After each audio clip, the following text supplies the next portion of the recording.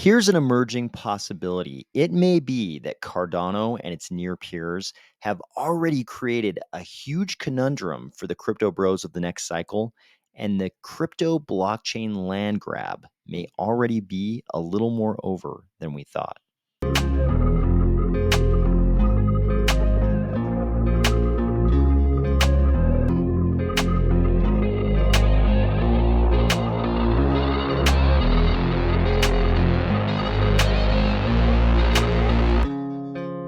If you have a let them eat cake attitude toward the crypto bros of the next cycle, or if you're finding value in these videos, please consider delegating to the Army of Spies stake pool, ticker AOS. There's something emerging that I think may play a role in the next cycle that a lot of people might be overlooking right now. So, ever since the founding of Litecoin in October 2011, the story of crypto has been one of an ever expanding, seemingly infinite list of coins. Why is that? Part of it is because technological innovation was happening. We created different protocols. We created smart contracts. We created proof of stake coins. There's also this ever expanding list of innovations, both valuable and non valuable, that have occurred in crypto. That was one reason for this ever expanding, seemingly infinite list of digital assets. The other reason has been that crypto bros have figured out they could vampirically extract value from the crypto ecosystem. Sometimes it was to pay for the technological innovation they wanted to take part in. Sometimes it was just to vampirically extract that value and enrich themselves. Probably a lot the second thing, and in some shining examples, the first thing, right? A lot of the second thing, though. I think we all realize that and would admit that. But we might have reached this inflection point now where maybe that happens a little bit less. So far, it's been this gigantic land grab. It's just been people launching blockchain after blockchain, and they always have some hook. Here's why this blockchain is going to be the blockchain to rule them all, kind of thing. That's been happening over and over and over and over again. And every single blockchain since Litecoin has basically been an example of that. Some of the innovations have been good, some haven't been. It's been this giant land grab. Who could create a blockchain that would take a certain percentage of the whole crypto scene? In Cardano here, we're lucky. We're in one of the big primary blockchains in the top 10. We move up and down. Sometimes we're number 7, sometimes we're number 8, sometimes we switch with these other blockchains, but we're one of the few blockchains that has consistently been in the top 10 for a long time. And if you look right now, how many actual blockchains do we have ahead of us? There's Solana, who we're kind of constantly changing places with, and I won't comment on their recent rise in price, but if you watch this channel, you can guess what I would say about that. We've got XRP, which was kind of plagued by litigation with the SEC for years. We've got BNB. Currently, we've talked about the whole thing with CZ and, Binance basically now being overseen by the US government, to some extent, operating without CZ. They've got that whole thing going on. We've got a few other assets, stable coins, USDC and Tether, and then you've just got Ethereum and Bitcoin. We're in a really lucky position in Cardano. But it's not just about market cap. It's also about this other thing, and that's that Cardano and some of its near peers, like Ethereum, maybe we can include Avalanche in this, maybe we include Polkadot in this, but some of these near peer chains that we know are kind of, in, something similar to the same position as Cardano. Maybe they have a little bit smaller market cap. Maybe in the case of Ethereum, they have a little bit larger. You can make, your own sort of, we can arbitrarily allow whatever decision you would make about their technology relative to each other. Maybe you like Cardano much more than any of the rest. Maybe you like Avalanche. Maybe you like Polkadot. Whatever. In Cardano, obviously, I think we all like Cardano's technology better. That's why we're here. But they all have something maybe in common, and that's that we've reached this point in crypto where they can all do the same thing, probably, in different ways, but they're all basically capable of doing the same thing that Cardano is now doing. And that's the whole service layer idea. whether you want to call them service layers or partner chains or side chains, whatever you want to call it, all of these near peers and Cardano as well, we can all start launching these side chains that could basically become a better place to launch a new blockchain ecosystem than any blockchain ecosystem on its own. And Cardano, I would argue, is in an especially potent position to do this because of the strength of our community. So let's take a couple steps back. What do crypto bros like to do every cycle again? That is vampirically extract value from the crypto ecosystem and hang it on some kind of technological innovation.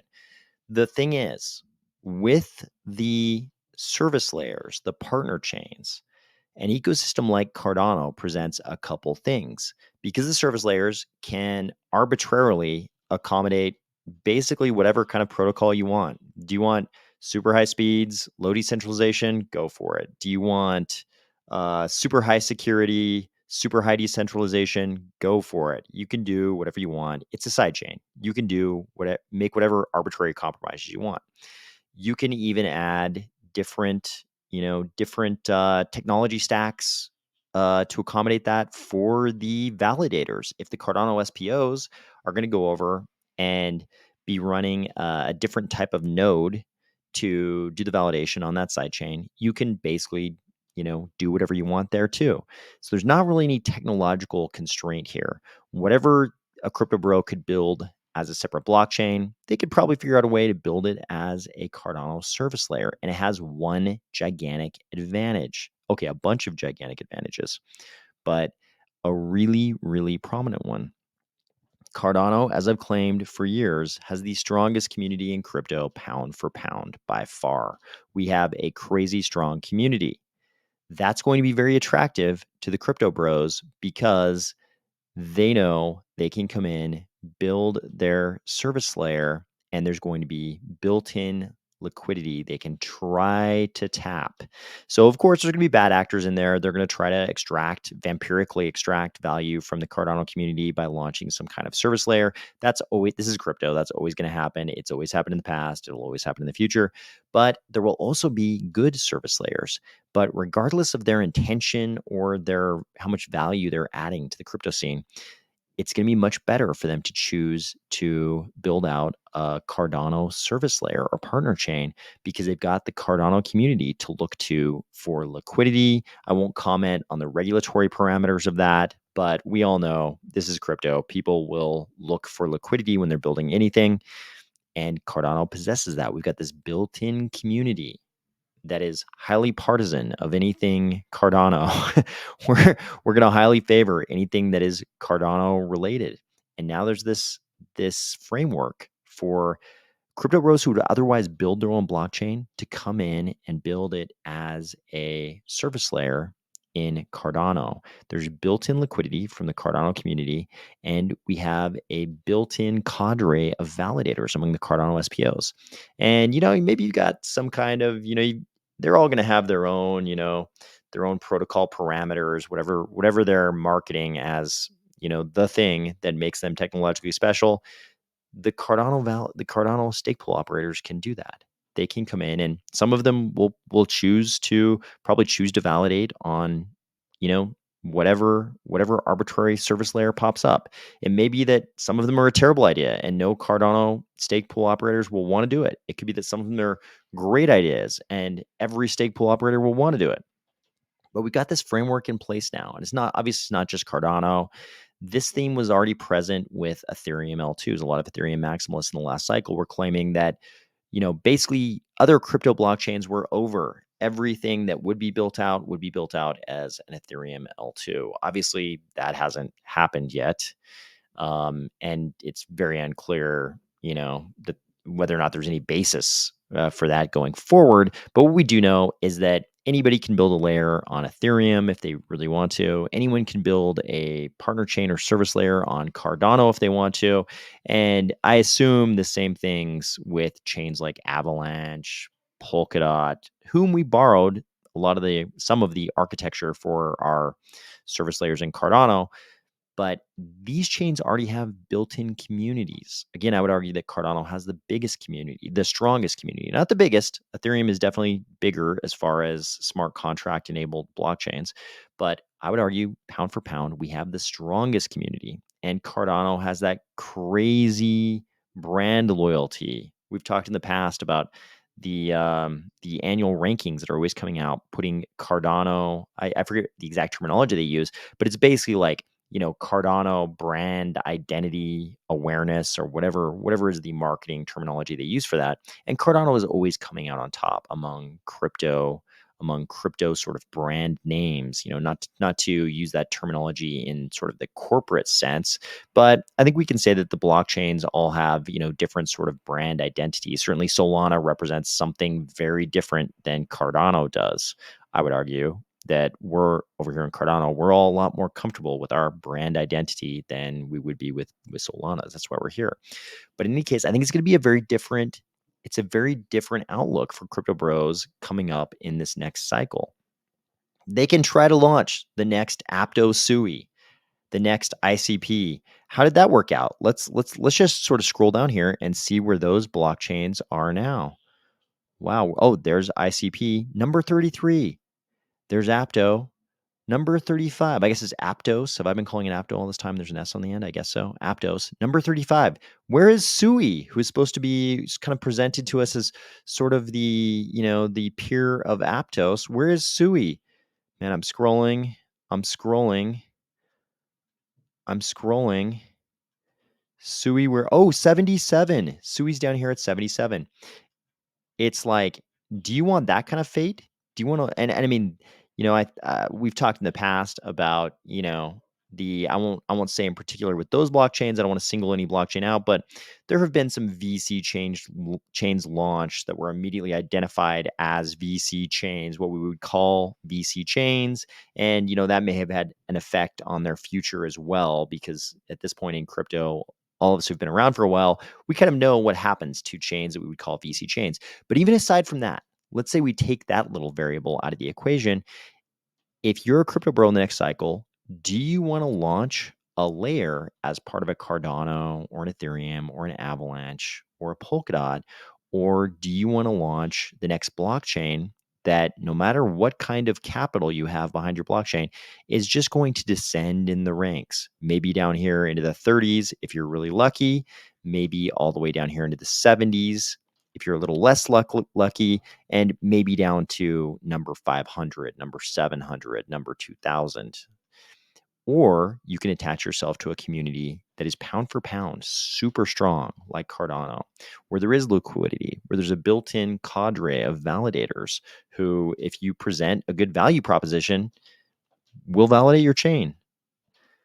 That would be the situation as a layer of Cardano or one of its near peers. That, I think that's going to be a little bit of a conundrum for crypto bros in the next cycle, because they all want to be the next. Let's face it, all the crypto bros would love to be in the kind of position Charles is in. They would love to launch their own blockchain with their own community, with their own, dApps being built on their blockchain. They would all rather do that. But now they're in this conundrum where maybe we've reached that point in the history of crypto where it's very, very difficult to do that. Maybe it's very difficult to get into the top 15 now. Maybe it's much, much more difficult than it was in 2017. I would argue that that's definitely the case just by the numbers. We've got so many more assets. We've been through so many more iterations of what crypto can be. We already kind of know what proof of stake looks like. Unless you've got something super, super innovative that makes sense to everybody, one of those innovations where you build it and people are like, I can't believe this didn't already exist. Unless you've got something like that, I think you're going to encounter this conundrum. You're not going to be able to be the next Charles, maybe, unless you have that super crazy good innovation. People are going to be forced in this position where they can choose to be a very tiny ecosystem, not be able to access the liquidity, struggle to build up, a group of willing validators, or they can launch as a layer in the layerverse of one of these established communities. I think this might qualitatively change the next cycle. We'll still see all the same stuff. We'll still see people launching the ridiculous blockchains that basically add no value to crypto. We'll still see that. That's not going to end. We'll still see scams, all those kind of things. But I think the situation is quite different for somebody who doesn't fall into that group. If someone is legitimately trying to build a blockchain ecosystem, they're going to face this conundrum. Speaking of conundrums, the Ethereum ecosystem is finding itself in a pretty serious conundrum right now, summed up very well by Roman Pellerin in this meme right here. You can see that Ethereum is supposed to be with the account balance model, and now all of a sudden it's finding itself wildly attracted to the unspent transaction output model that Cardano has been using from the very start. So we originally saw this starting to pop up last month with Vitalik's posting of this essay. He likes to write these essays. Exit games for Ethereum virtual machine Millenniums, the return of plasma. And when we look at the essay, you'll understand why Charles had this reaction to it. So here's Vitalik's essay, and sure enough, it mentions the unspent transaction output model 13 times. Then, only a short time later, we started seeing posts related to this clip where Vitalik basically starts out by saying, "Hey, there's something to be done about staking." And this is the problem. Ethereum's proof of stake system was designed without liquid staking. So, of course, what you immediately see when you don't have liquid staking is you see the rise of staking derivatives to provide liquidity. Problematically, this, in the case of Ethereum at least, and probably always, has resulted in the creation of a single point of failure. This is a problem because the whole point of crypto was supposed to be decentralization. The whole point of proof of stake was supposed to be a new innovative, a new innovative way to determine who would validate the blocks, right? As opposed to proof of work, but it was also still supposed to be decentralized. The hopes, of course, are always that we can get to greater decentralization. The introduction of proof of stake with Ethereum sounded great on paper, but then they realized without liquid staking, you get staking derivatives platforms like Lido. And they sort of immediately rise to the level of about a third of the validation, which completely messes up your minimum attack vector, your Nakamoto coefficient. And it means that Ethereum comes out with this Nakamoto coefficient. I don't know what it is exactly right now, but it's often like 2 or 3 or 4, whatever it is, compared to Cardano, which is about 35 right now. This is a huge problem.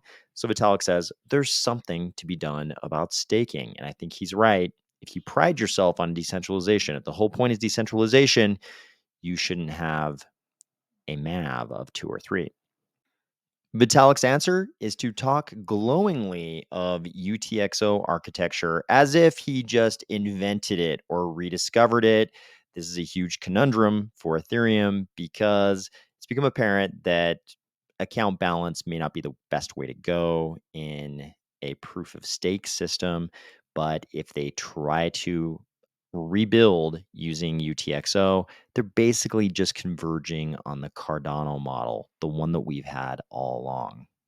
For a long time, my expectation has been that the current administration in the White House would try to go as hard as it possibly can on crypto in 2023. But then when it got to be 2024, they'd be a little too close to the election.